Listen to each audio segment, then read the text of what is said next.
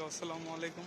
যারা যারা সাইপ্রাসে আসার চিন্তা ভাবনা করছেন তারা সবাই পুলিশ ক্লিয়ারেন্স, তারপর বাংলাদেশ থেকে ব্যাংক সলভেন্সি এগুলো সাথে নিয়ে আসবেন। কারণ সাইপ্রাসে বর্তমানে ব্যাংক অ্যাকাউন্ট খোলাটা একটু কষ্টের।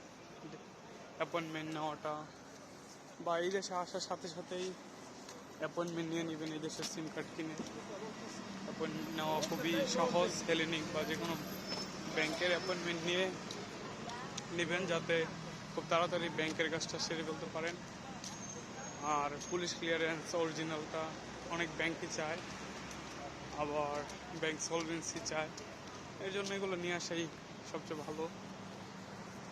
আর এই দেশের ফার্স্টে আসলে একটু কিছুদিন কষ্ট করতে হবে, তারপর আস্তে আস্তে জব সব ফেসিলিটিস এই দেশে আছে, ভালো জবও পাওয়া যাবে। কিন্তু একটু ধৈর্য ধরতে হবে, একটু সময় গেলে সবই ঠিক হয়ে যাবে। সবার জন্য দোয়া রইল, শুভকামনা রইল। আল্লাহ হাফিজ।